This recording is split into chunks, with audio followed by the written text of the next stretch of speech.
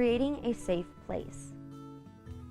Infants and children explore their worlds through their senses and movements by touching and moving anything within reach.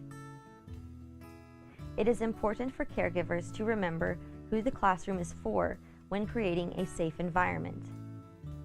The environment is not for adults, it is for the infants and children in care. The space where infants and children play should be free from danger to the greatest extent possible. The first step to creating a safe place for infants and children is to identify and remove any potential hazards in the environment. This means providers need to think about the environment from the children's perspective.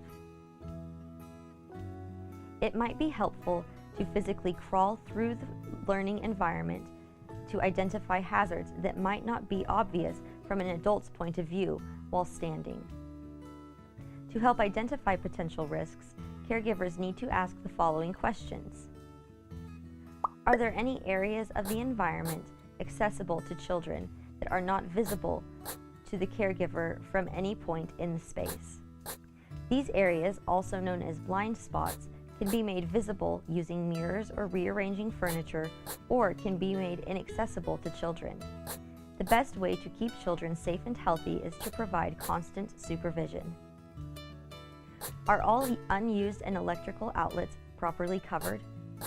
Uncovered electrical outlets can pose a risk of electrocution to curious children. Are there any cords children have access to that, if pulled, could cause a child to be electrocuted or cause a heavy appliance to fall on a child? Cords can be secured to prevent children pulling them, or appliances can be moved so cords are inaccessible to infants and children. Are there any push or pull toys with strings more than 10 inches long? Long strings can become entangled and create a risk of strangulation. This also applies to cords or window blinds, which should be secured in such a way that they are out of children's reach. Do any toys, including stuffed animals or dolls, have small parts that could break off and become a choking hazard? Dolls and stuffed animals with buttons for eyes or noses are not appropriate for infants and young children. Are all potentially dangerous items, such as disinfectants, scissors, and caregivers' personal belongings, stored out of reach of children in a locked cabinet? Young children are very persistent when trying to access off-limit areas.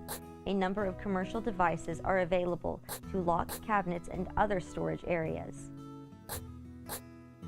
Are all the materials in the space age-appropriate and designed to prevent choking? Check whether toys or other classroom objects are large enough to prevent choking by using a choke tube or an empty toilet paper roll. If the toy is small enough to fit inside the tube, it is too small for the infant or young child environment. Is the furniture age appropriate? Children's feet should touch the floor when sitting in a chair. If chairs are too small for children, they are more likely to fall while climbing on and off the chairs.